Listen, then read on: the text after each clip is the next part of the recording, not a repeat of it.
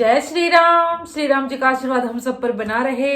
आज हम श्री रामचरितमानस में 29वां मास पारायण पढ़ेंगे। पढ़ने से पहले अपने गुरुदेव के चरणों में नमन करते हैं। भगवान शिव, माता पार्वती, श्री राम जी और सीता माता के चरणों में नमन करते हैं और हनुमान जी से प्रार्थना करते हैं कि वो पढ़ने में हमें शक्ति प्रदान करे और पढ़ने में कोई गलती हो तो हमें क्षमा करे। ओम श्री गणेशाय नमः। अवधपुरी बहुत ही सुंदर सजाई गई। देवताओं ने पुष्पों की वर्षा की झड़ी लगा दी। श्री रामचंद्र जी ने सेवकों को बुलाकर कहा कि तुम लोग जाकर पहले मेरे सखाओं को स्नान कराओ। भगवान की वचन सुनते ही सेवक जहां तहां दौड़े और तुरंत ही उन्होंने सुग्रीव आदि को स्नान कराया।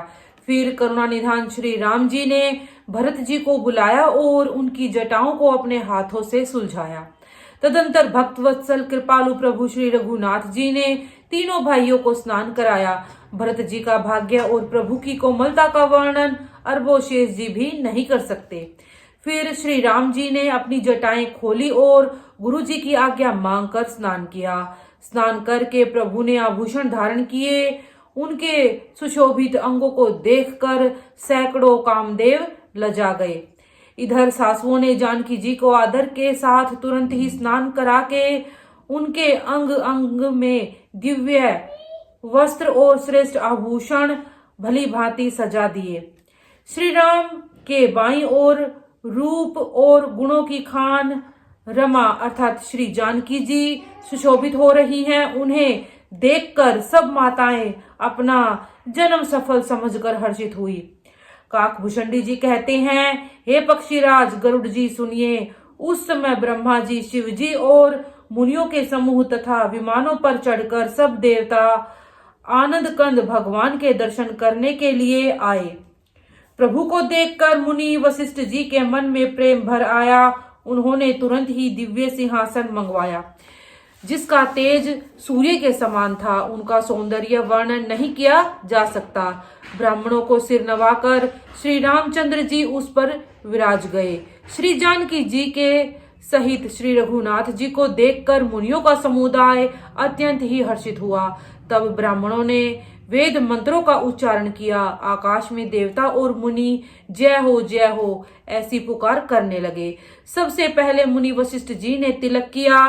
फिर उन्होंने सब ब्राह्मणों को तिलक करने की आज्ञा दी। पुत्र को राज सिंहासन पर देखकर माताएं हर्षित हुई और उन्होंने बार बार आरती उतारी।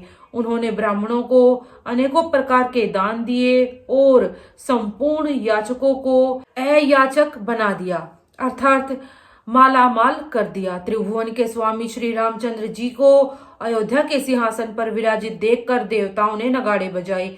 आकाश में बहुत से नगाड़े बज रहे हैं। गंधर्व और किन्नर गा रहे हैं। अप्सराओं के झुंड नाच रहे हैं। देवता और मुनि परमानंद प्राप्त कर रहे हैं। भरत, लक्ष्मण और शत्रुघ्न जी, विभीषण, अंगद, हनुमान और सुग्रीव आदि सहित कर्मशः छत्र, चवर, पंखा, धनुष, तलवार, ढाल और शक्ति लिए हुए सुशोभित हैं। श्री सीता जी सहित सूर्य वंश के विभूषण श्री राम जी के शरीर में अनेकों कामदेवों की छवि शोभा दे रही है। नवीन जल युक्त मेघों के समान सुंदर श्याम शरीर पर पीतांबर देवताओं के मन को भी मोहित कर रहा है। मुकुट, बाजूबंद आदि विचित्र आभूषण अंग अंग में सजे हुए हैं। कमल के समान नेत्र, चौड़ी छाती है और लंबी भुजाएं हैं। जो अनेक दर्शन करते हैं वे मनुष्य धन्य हैं। हे पक्षीराज गरुड़ जी, वह शोभा, वह समाज और वह सुख मुझसे कहते नहीं बनता। सरस्वती जी, शेष जी और वेद निरंतर उसका वर्णन करते हैं और उसका रस महादेव जी ही जानते हैं। सब देवता अलग अलग स्तुति करके अपने अपने लोकों को चले गए। तब भाटों का रूप धारण करके चारों वेद वहां आए जहां श्री राम जी थे। कृपा निधान सर्वज्ञ प्रभु ने उन्हें पहचान कर उनका बहुत ही आदर किया। इसका भेद किसी ने कुछ भी नहीं जाना। वेद गुणगान करने लगे।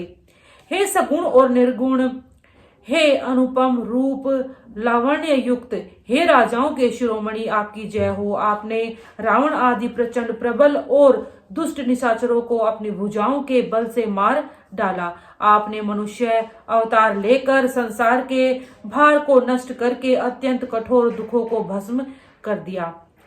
हे दयालु, हे शरणागत की रक्षा करने वाले प्रभु आपकी जय हो, आपकी जय हो।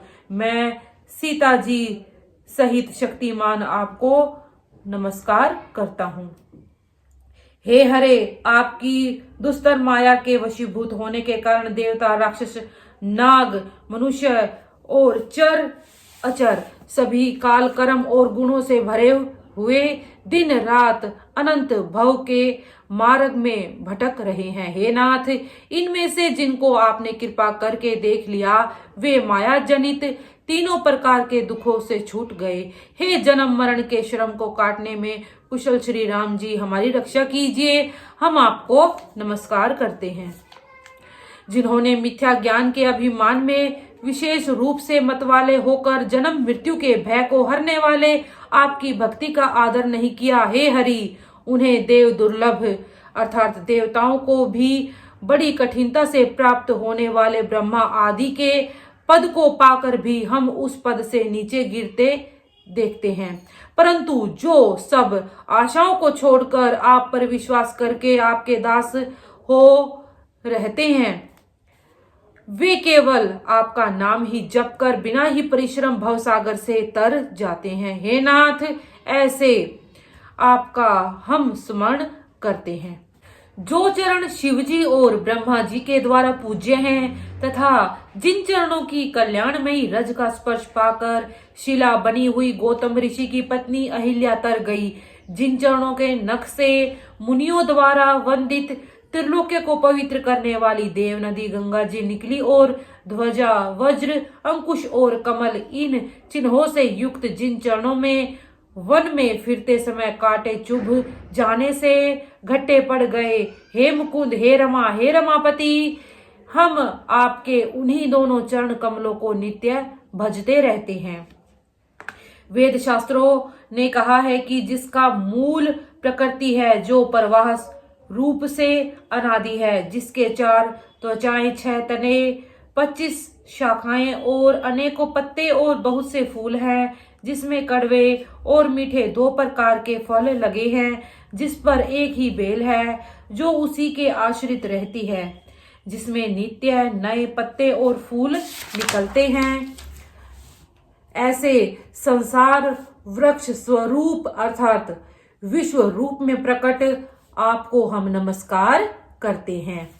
29वां मास पारायण आज हम यहीं तक पढ़ेंगे। इसी के साथ बोलते रहिए जय श्री राम।